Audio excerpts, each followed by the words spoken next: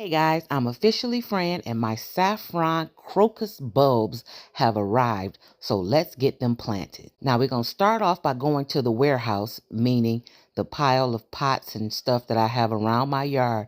And yes, finally, I have a use for these pots. I got 25 of them, and this is exactly why we don't throw anything away. Next, I went over to my abandoned raised bed. This bed also had a worm composting bin inside of it, so I knew the soil would be good inside of here. So I just started to clear away some of the weeds or whatever this is growing in here. It's probably not a weed. I just don't know what it is to get down to the nice dirt. And before you know it, I had 5 pots filled, and then I just kept going at it. So we got 5, then we got 10. I looked up, I had 20 of them done, and just like that, all 25 were filled. It took me about 30 minutes, and that was it. So then I went to go get my wagon, and there's my security with me. He's always with me everywhere. He does a really good job other than working.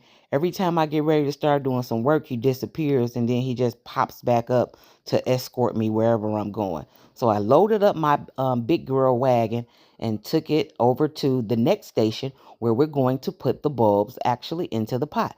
So come on, go along with me over there too. Oh, here go my security. He's meeting me at the gate. Now, I ordered my bulbs from Renee's garden, and I like Renee's because they always have a video along with the instructions that they send you. They're really good in shipping, and I'll have a link in the description where you guys can order from Renee's also. Came in this nice little paper bag with these little breather holes. The bulbs look really good. Can you see that? I hope you can. Well, and then I bought, like I said, I got 25 of them. There they are in the box. It's just bulbs in the box. So I'm doing the finger measure, and I'm going down about the 4 inches, and I'm putting the bulbs in. Simply stick my finger in the hole because this soil is so soft, and I can drop the bulb right in. Now, the bulb goes in with the flat side down and the hairy side sticking up. I don't know what those pieces are called. I just know bulbs go in flat side down, hairy side sticking up. So I went through all of my pots really quickly and dropped all of my little bulbs down inside of their holes using my finger as a measuring tape. Pretty much if I get my finger all the way in the hole, that's pretty much about 4 inches. To me it is. And I'm going to top these off anyway after I water them. But just getting them in there, that's pretty much what I did. Poke a hole, drop the bulb. Kind of like any other bulb that you buy. You know, this is just saffron. And what is up? It seems like a couple of years ago you couldn't find saffron anywhere. And this year it's like everybody is selling saffron. It's the same way with garlic a couple years ago. But I'm happy I was finally able to order some. So I just hope that they do what they're supposed to so they can multiply and I can have them. Next, I went on back to the greenhouse because that's where everything is going to go. Now, I didn't have a permanent bed prepared or ready, and I don't know where I wanted these to go.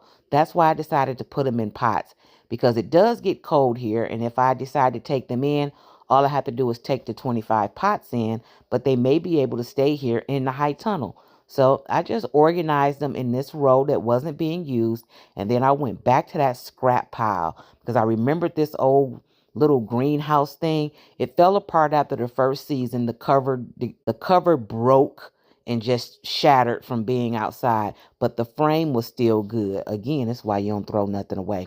Then I gave everything a really good watering, and I watered it really good, even though it looks like I'm doing it fast. It's because it's sped up, but I did water it really good. Then I topped all of the pots off all the way to the top to make sure that the bulbs were really in there. Now, I went and got this greenhouse because I remembered them saying to cover them so that the pests, whoever it is that lives in my garden at night, won't come and dig them up. So that was my intention for getting this little greenhouse frame.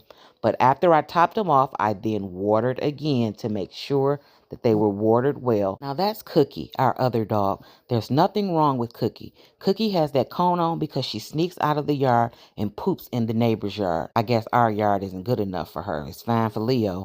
Now I had this other, I don't know what this netting is I had, but I had scrap pieces of it over to the side. So I decided to lay some on top of the pots. Then I just put that piece of wood there to hold the netting down and took the other piece of netting to put across the entire little frame.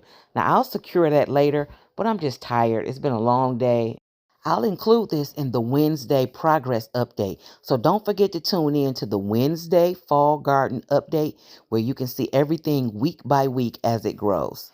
Here's the final look, and I'll see you next Wednesday with an update. I cut my own head off, so I guess you can't see me, but bye-bye for now. And don't forget, I have other videos on the other 99 projects going on the homestead.